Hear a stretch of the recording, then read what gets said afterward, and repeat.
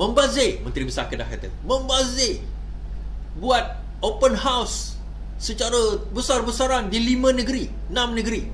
Di Penang, Kedah, Terengganu, Kelantan, Selangor dan Negeri Sembilan. 6 negeri ni membazir, dia kata. Kita jawab, kita membazir. Adakah memberi makan rakyat itu membazir?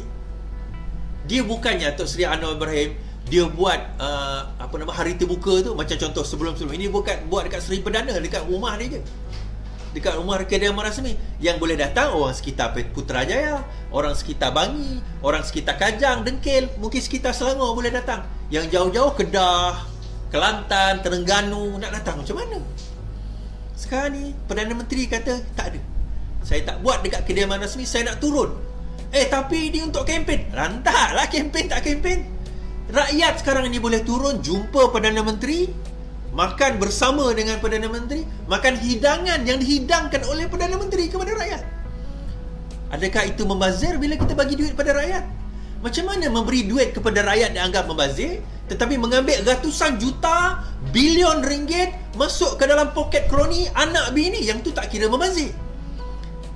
Kadang kita pelik, tuan-tuan.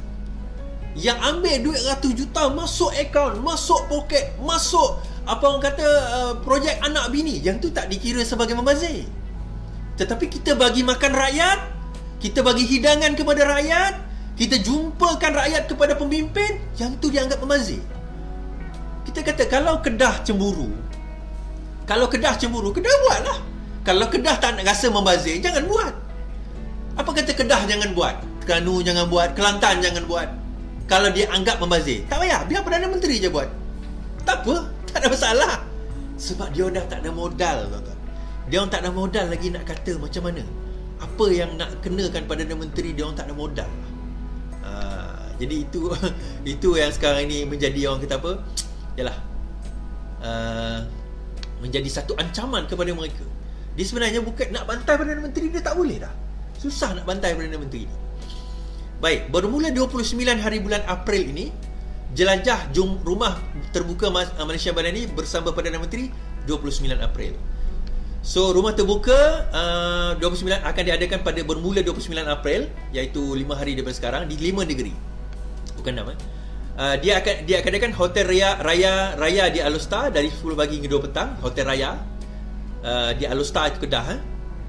Kemudian dia akan diteruskan di UiTM Permatang Pauh Bukit Mertajam, Pulau Pinang. Kemudian beliau akan pergi ke Kelantan, diadakan di Perkarangan Stadium Sultan Muhammad Keempat, Kota Baru pada 12 Mei. Ini orang Kelantan, 12 Mei. Kemudian di Terengganu berlangsung di Dewan Al-Mukhtafi Billah Shah Universiti Sultan Zainal Abidin Yuniza Kuala Terengganu pada 13 hari bulan Mei. So berjumpa dengan student-student di sana nanti. Katanya rumah terbuka akan kedua negeri di Kelantan juga Terengganu daripada 7 malam sehingga 10.30 malam. Jadi siapa yang berada di sekitar situ nanti bolehlah mengambil kesempatan datang, bawa keluarga, bawa family, kawan-kawan dan sebagainya. Datang, jumpa sendiri Perdana Menteri, jumpa sendiri dengan pemimpin yang ada pada waktu itu. Duit rakyat jamu balik kepada rakyat. Bukannya masuk dalam akaun parti, bukan masuk dalam akaun peribadi, bukan bagi tender direct dengan projek anak bini. Tak ada. Kan? Tapi membazir, Menteri Besar Kedah kata, kalau membazir tak payah buat lah. Kedah tak payah buat. Kedah duduk diam, Kedah tak payah buat. Jangan membazir Kedah. Ingat Kedah jangan buat. Kelantan kata okey, Kelantan kata tak membazir, Kelantan kata okey. Tapi Kedah jangan buat. Kalau Kedah buat, bagi tahu dia membazir Menteri Besar. Membazir. Menurut Ramasamy, Hadi adalah ketua arkitek pemusuhan di antara PAS dan DAP. Menarik ni tuan-tuan. Memang ramai yang orang tak suka Ramasamy ni. Tetapi dalam bab ni kita baca apa yang beliau cuba nyatakan. Baik. Hadi ketua arkitek pemusuhan antara PAS DAP, kata Ramasamy. Timbalan pengurusi DAP, P. Ramasamy berkata, Presiden PAS Abdul Hadi Dawang adalah punca permusuhan antara parti itu dan DAP. Kata Ramasamy juga Timbalan Ketua Menteri 2 Pulau Pinang, sekiranya Mursyidul Am Nik Abdul Aziz masih hidup, ketegangan di antara kedua parti itu tidak akan berlaku seperti hari ini. Hadi adalah ketua arkitek pemusuhan antara DAP dan PAS. Jika Mursyidul Am Nik Aziz masih hidup, permusuhan antara kedua parti tidak akan berlaku. Ramasamy mengeluarkan kenyataan Hadi yang mendakwa PAS tidak boleh dimasukkan ke dalam dapur masakan DAP DAP yang bersamanya makanan yang tidak halal walaupun bertukar tukar masaknya atau diambil tukar masak beragama Islam. Ramasamy secara sinis berkata, Hadi juga adalah timbalan pengurusi PN yang hilang ingatan mengenai kerjasama DAP dalam Pakatan Rakyat daripada 2008 sehingga 2015. Sungguh melucukan kenyataan Hadi yang mengatakan bahawa walaupun DAP melantik seorang chef Muslim, parti itu tidak akan pernah masuk ke dalam dapurnya. Namun Hadi lupa sebabkan kesilapan ingatannya antara April 2008 sehingga Jun 2015 ketika Pakatan Rakyat wujud, PAS tidak punya masalah untuk memasuki dapur DAP, katanya. Kan, macam saya sebut semalam lah. Dia sebut PAS tidak akan masuk ke dalam dapur DAP. Dia kata. Kan, sebab apa? Sebab walaupun bertukar chef, dia kata tukarlah tukar masak. Tetapi dia kata tukarlah tukar masak. Namun begitu dia kata tetap makanan itu haram. Kenapa? Sebab yang penting makanan, bukan tukar masaknya. Ini saya persoalkan. Habis itu yang tahun 2008 sampai 2015, masa itu adakah makanannya halal? Adakah masakannya halal? Tiba-tiba bila dah keluar PAS, dia jadi haram.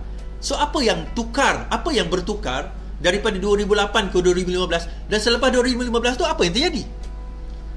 Sebab kalau kita tengok sebelum itu Barisan Alternatif pun mereka bersama, tetapi yang lagi prominent masa Pakatan Rakyat sampai Hadi kata apa?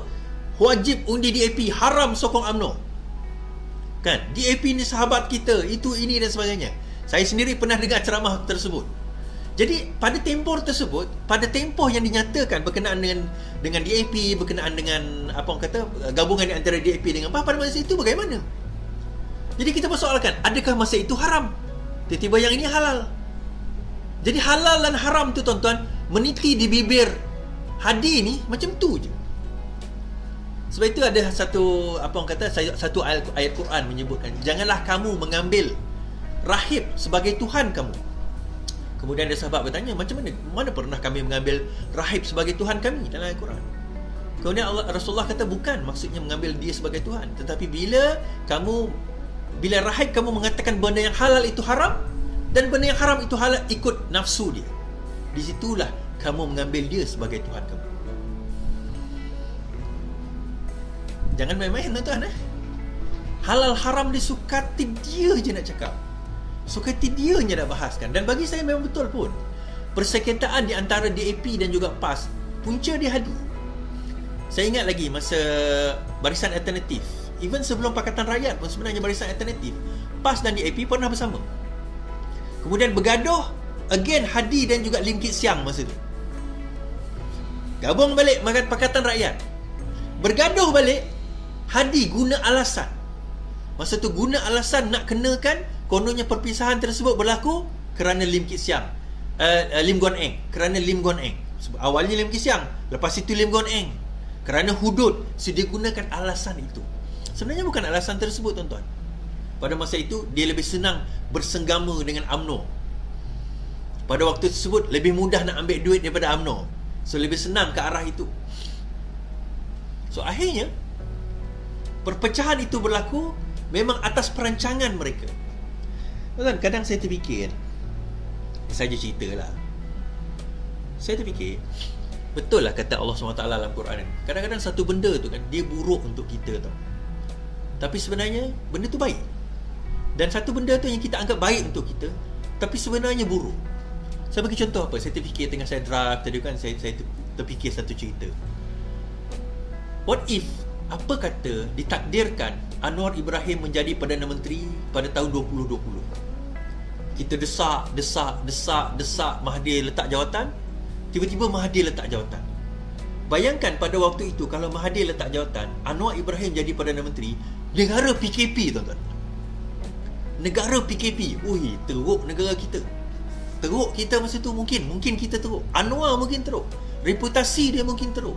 Mungkin dia kena apa orang kata, kena smash yang teruk. Itu yang pertama. Yang kedua, tahun 2018-2019 saya asyik berdoa. Saya dan ramai rakan-rakan yang berdoa, ya Allah Tuhanku, tunjukkanlah kebenaran, ya Allah. Tunjukkanlah kebenaran apa yang kami cakapkan ini. Tunjuklah kebenaran bahawa ada pengkhianat yang cuba nak merosakkan kerajaan yang kita nak bina, reformasi yang kita nak bina, ya Allah. Tolonglah bawalah pasukan yang nak bawa reformasi tu nanti, pasukan yang benar-benar dah dicuci, dah disaring, dah difilter. Masa tu saya dan rakan-rakan berdoa, ya Allah, kita kata Azmin tu bakal khianat, Zuraidah tu pengkhianat, itu kartel. Kita kata itu kartel, itu kartel, itu kartel. Ramai yang tak nak dengar apa yang kami cakap. Ramai yang tak ambil endah apa yang kami nak bicarakan. Ramai yang tak nak ambil tahu, malah kami kena maki, tuan-tuan. Kamu ni siapa, cemburu lah kamu ni, kalau kamu tak dapat jawatan sebab itu kamu cakap macam tu dan sebagainya. Ya betul, kita tak pernah ada jawatan dan tak ada pun jawatan sekarang ni. Tetapi itu bukan objektif kita. Kita nak bahawa negara ini dipimpin, dibimbing, ditadbir dengan reform dan pemimpin yang betul. Jadi kita kata Azmin bukan orangnya. Kita kata Azmin bukan orangnya. Azmin akan merosakkan lagi negara kita. So akhirnya apa yang berlaku, Allah Subhanahu Wa Taala dengar doa kita, tuan-tuan. Ya, memang betul 2020 jatuhnya langkah syaitan itu, langkah syaitan itu, kita memang down. Kita memang apa orang kata, pasukan kita, gerakan kita semua going down. Rafizi pula cuti masa 2019, melarikan diri daripada politik, nak fokus dalam bisnes beliau. Kerajaan tumbang. Tak ada yang nak salvage kerajaan pada waktu.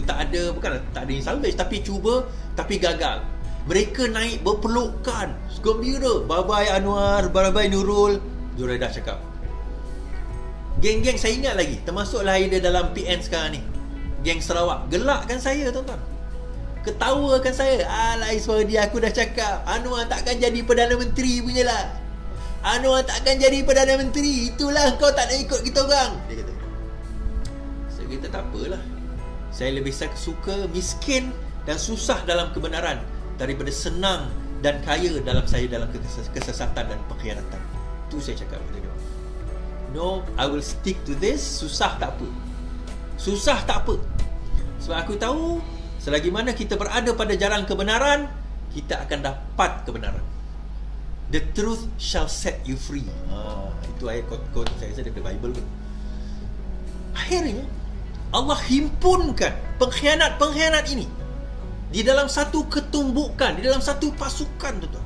Dan dia letak pengkhianat ini dalam satu kerajaan. Dan di dalam kerajaan itu kita jumpa pengkhianat bersatu. Kita jumpa pengkhianat PAS. Kita jumpa pengkhianat UMNO. Dan mereka bergabung bersatu. Yang mana pengkhianat-pengkhianat itu sekarang semua dah kena gantung, dah kena buang. Kita nampak bahawa apa yang kita doakan selama ini, dikumpulkan pengkhianat itu jadi satu pasukan dan diletakkan mereka memerintah dalam keadaan negara sedang tutup, tuan-tuan. Bayangkan kalau Anwar yang jadi Perdana Menteri masa tu, negara sedang tutup, COVID, seluruh dunia dalam keadaan tutup. Masa tu saya tengok, ya Allah, ya Tuhanku, aku percaya pada Engkau, tetapi ini menambahkan lagi percaya aku pada Engkau. Percaya aku kepada perancangan Engkau, kepada orang kata apa, kepada apa yang Engkau dengar daripada rintihan kami. Dan akhirnya kita tengok jatuhnya mereka, naik pula Anwar Ibrahim jadi Perdana Menteri. Ya betul, kita nampak. Kita kata macam, tapi tak menang besar Is. Ada hikmah dia, percayalah. Saya nampak hikmah dia sebenarnya. Kenapa Allah letak kita menang besar lagi? Not yet. Pakatan Harapan tak menang besar lagi. Not yet. Tetapi Allah letak dekat situ Anwar Ibrahim jadi Perdana Menteri. Allah letak situ UMNO. Allah letak GPS dekat situ. Kemudian Allah gerakkan hati Hadi dan juga hati Muhyiddin Yassin untuk menulis tidak setuju di hadapan yang di-Pertuan Agong untuk membentuk kerajaan perpaduan. Digerakkan semua itu atas tujuan.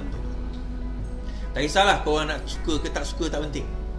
It does not matter. Tetapi saya nampak apa yang nak dibawa, arah yang dibawa ini. Dan Anwar, kalau saya dah pun meluluskan satu usul bahawa Perdana Menteri hanya akan ada dua penggal. Bermaksud kalau Datuk Seri Anwar Ibrahim nak jadi Perdana Menteri tu, penggal ini dan penggal akan datang. And that's it. Dua penggal saja, termasuk Ketua Menteri dan juga Menteri Besar. Dua penggal saja dibenarkan. Which is good. 10 tahun maksimum. Dan kita membawa reform. Perlahan-lahan kita bawa reform. Perlahan-lahan kita bawa reform. Kita baiki apa yang ada. Kita tak sempurna,